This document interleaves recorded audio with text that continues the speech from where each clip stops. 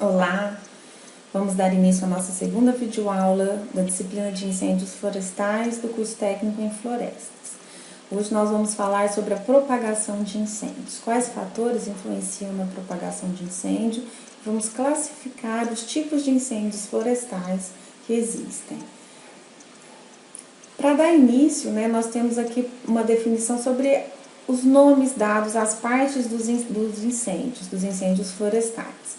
Nós temos, então, basicamente, a cabeça ou frente, tá localizada aqui nesse desenho. Ela tem a característica de avançar mais rapidamente do que as outras partes, porque elas seguem a direção do vento. O vento vai ser determinante, então, na direção que o incêndio florestal vai tomar, E a parte que avança nesse sentido é chamada como cabeça ou frente do incêndio. Os flancos são as laterais, Eles propagam-se perpendicularmente à cabeça do incêndio, à frente do incêndio.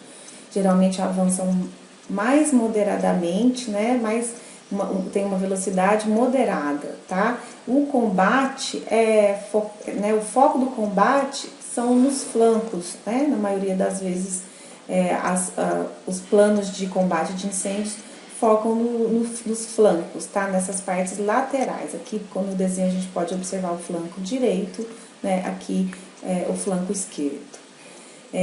E nós temos também a retaguarda, base, ou chamada também de cauda do incêndio.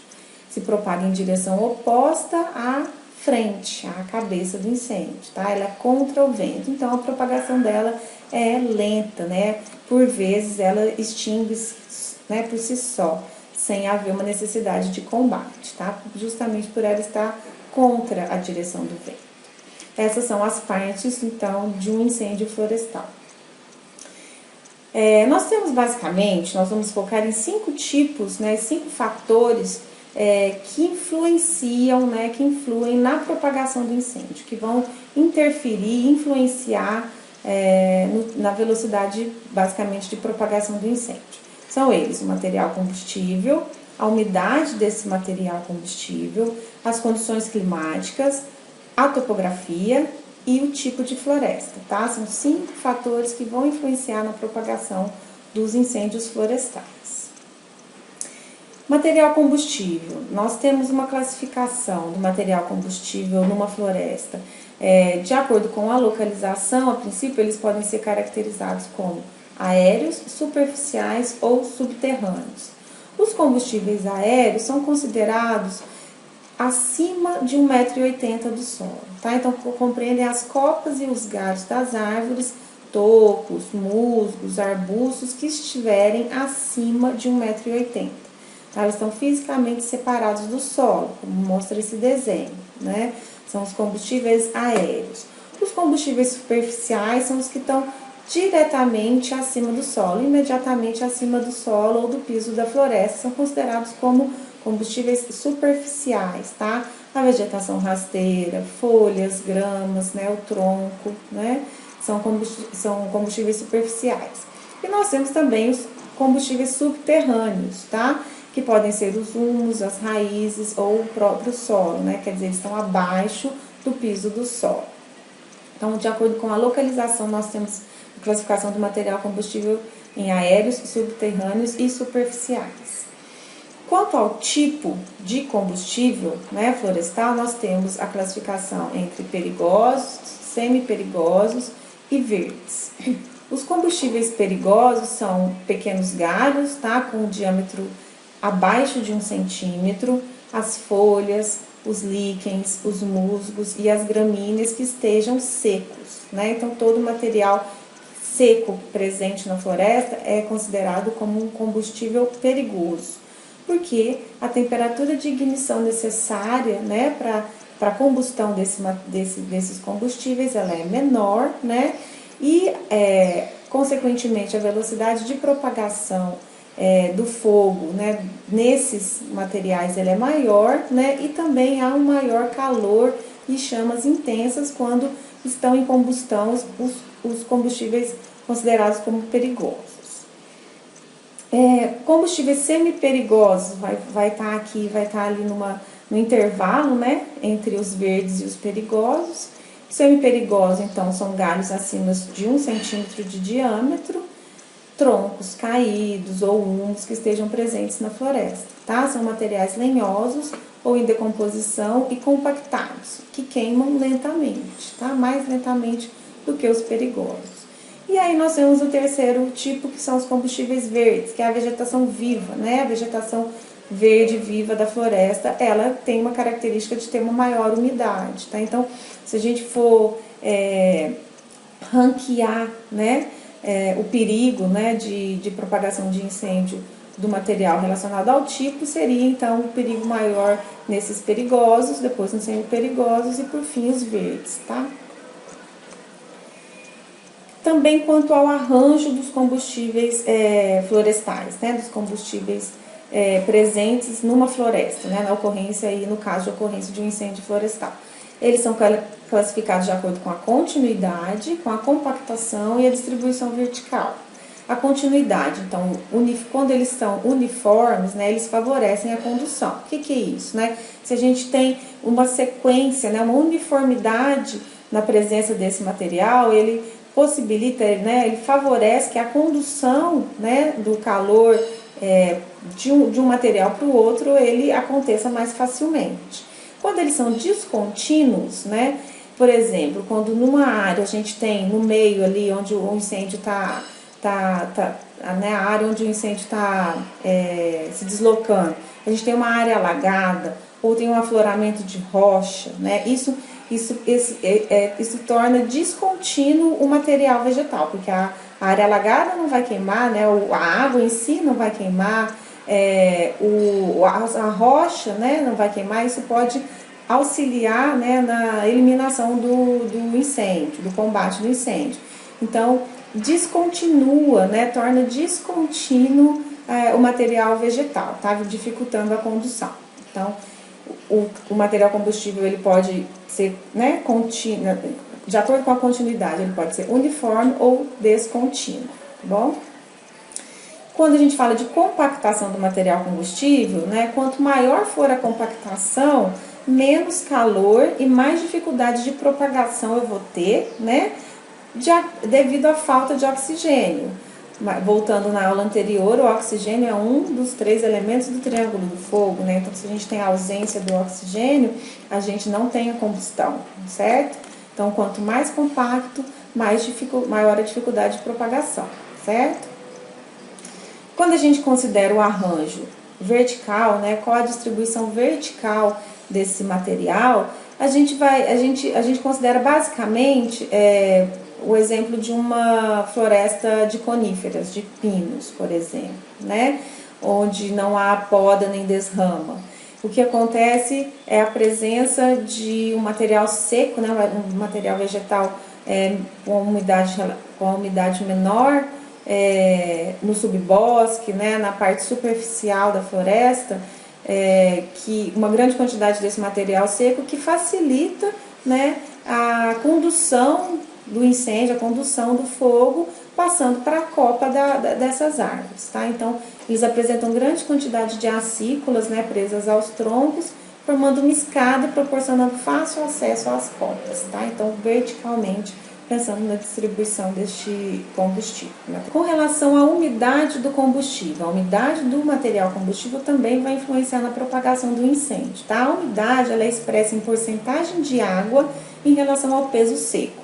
Então, qual a porcentagem de água presente no material combustível com relação ao peso seco desse mesmo material, né? Ela é o reflexo do clima e das condições atmosféricas e pode variar rapidamente, a umidade do material combustível. Claro, de acordo com também as características do material, né? O conteúdo de umidade do material vivo, ele é mais estável, né, e maior do que do material morto, tá? Então, o material morto, o material seco, né, ele tem uma umidade inferior, tá? A gente já falou disso, que aí a possibilidade de queima dele, de combustão, ela é maior, né? De propagação. Existem dados que mostram, né, a umidade relacionada ao estágio de vegetação, né? O estágio de desenvolvimento da vegetação, desse material combustível, no caso, dos incêndios florestais. Em torno de 300, podemos considerar que em torno de 300% de umidade estão presentes na brotação nova, né, no início do ciclo de crescimento. Ao passo que uma folhagem entrando em dormência, né, começando a amarelar, ela possui 50% de umidade. Então, há uma variação na umidade, né, do material vegetal de acordo com o estágio de desenvolvimento dele, tá? que ele se encontra. Então, isso também vai influenciar na propagação do incêndio florestal. O terceiro ponto, o terceiro fator são as condições meteorológicas. Aí dentro das condições meteorológicas nós vamos ter vários exemplos, tá? Primeiro, a temperatura do ar, né? A temperatura do ar também vai influenciar na propagação dos incêndios. Quando a gente tem presença de combustíveis mais finos, né? É mais fácil e rápido o aquecimento desses combustíveis pela temperatura do ar e pela insolação direta. Eles são influenciados mais rapidamente pela temperatura do ar. Combustíveis maiores já têm uma influência menor, né? Eles respondem mais lentamente do que os materiais combustíveis finos, tá? Geralmente eles têm menor temperatura, os materiais maiores, do que os finos durante o dia, o que ocorre o inverso durante a noite. Então, o tamanho do combustível vai ser diretamente influenciado pela temperatura do ar.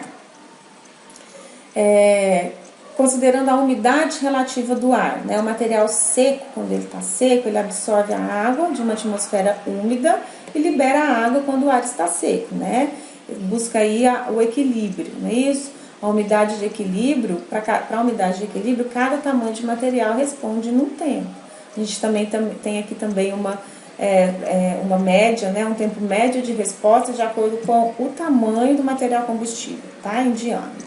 Então, se a gente tem um combustível com diâmetro menor do que 0,7 centímetros, né? A gente tem um tempo médio de resposta de 1 hora, tá? Ao passo que combustíveis aí entre 2,5 a 7,5 centímetros de diâmetro de 100 horas, né? E acima de 100 horas para combustíveis maiores. Então, quanto maior o diâmetro, né? Maior a espessura do material combustível, maior é o tempo que ele vai necessitar para haver essa troca, tá? De umidade, tá? Com o ar. O vento, né? O vento também influencia a propagação dos incêndios, principalmente porque é ele que vai determinar a direção, né? E a forma de propagação. Então, a presença de ventos mais fortes vai acelerar a propagação do incêndio, certo? Então, de maneira geral, o vento influencia, né, a propagação dos incêndios, porque ele desloca o ar úmido que está dentro da floresta, aumenta a evaporação e favorece a secagem do material combustível, né, para que a combustão aconteça. Ventos suaves também ajudam as fagulhas a iniciar o processo de ignição, né, do material. Aqui tem um exemplo aqui do churrasco, né? Geralmente quando vai acender o carvão, por que abana, né? A gente está fornecendo oxigênio, né? Para que a combustão aconteça. O vento também transporta calor e fagulhas para áreas não queimadas, né? Influenciando também ali na forma de propagação desse incêndio, né? Podem criar novos pontos, novos focos de incêndio, quando ele transporta, por exemplo, fagulhas, né, pelo ar, inclina as chamas em direção a materiais que não estão queimados, determinando, né, a direção e a forma de propagação do incêndio. Então, o vento é a variável menos previsível, né, dentro de uma previsão aí de propagação dos incêndios. Então, nos métodos de combate, o vento é o que mais vai influenciar, né, e é o menos previsível para se fazer o plano de combate de um incêndio que esteja ocorrendo. Temos também a precipitação, que influencia na propagação do incêndio. Se for uma época de longos períodos de precipitação, né, de longos períodos de estiagem, a probabilidade de ocorrer um incêndio é maior e a propagação do incêndio é facilitada, né, justamente porque nós temos um material combustível com menos umidade, né, a umidade relativa do ar está mais baixa, né, então todos esses fatores influenciam, né. Chuvas uniformes durante o ano diminuem o risco de incêndio, certo? Então, cada região vai ter a sua característica, né? Que vai ter a sua influência aí, né? Vai ter o seu risco de incêndio em determinadas épocas do ano. É importante conhecer a precipitação para se definir as estações de alto potencial de incêndio, né? Justamente. Temos também a influência, né, após essas condições meteorológicas consideradas, nós temos também a influência da topografia, né? Basicamente, a topografia vai influenciar pela elevação, exposição e a inclinação, né? A elevação influencia a propagação dos incêndios, porque em altas elevações o ar é mais rarefeito, né? As temperaturas são mais baixas, então nós temos um menor risco de incêndio, né? Um ar rarefeito, ele tem menor quantidade de oxigênio, né? E a gente já falou, voltando lá na aula anterior, a questão do triângulo do fogo também, tá? Influencia nesse sentido. A exposição, a topografia relacionada à exposição, né? Abaixo da linha do Equador, os raios solares, eles incidem mais diretamente nas faces que são voltadas para o norte, depois para o oeste, leste e sul, tá? Nesta ordem, que são as menos aquecidas. Então, norte mais aquecido e a sul menos aquecida, quando considerado abaixo, né, da linha do Equador, nossa região aqui. Portanto, as exposições norte têm maior risco de ocorrência e propagação do que as exposições voltadas, né, as faces voltadas para o sul, tá? Então, essa é a influência da exposição, da topografia relacionada à exposição. E a inclinação, né? Propaga, o incêndio florestal propaga muito mais rápido nos aclives do que nos declives, certo?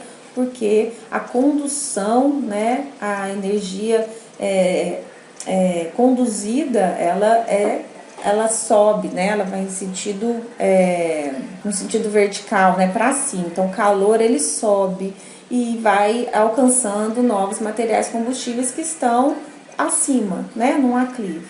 No declive, ela vai propagar mais lentamente, tá? Então, o incêndio propaga mais rápido, com mais velocidade nos aclives.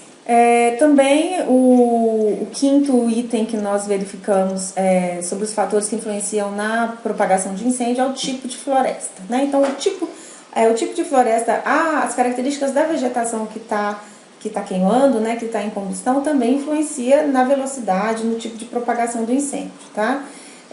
Porque a floresta em si influi no microclima local, né? Uma floresta densa e fechada, a gente tem uma umidade relativa maior, temperaturas mais amenas, né? Intercepta a radiação solar, reduzindo a temperatura do ar e, consequentemente, a do material combustível, né?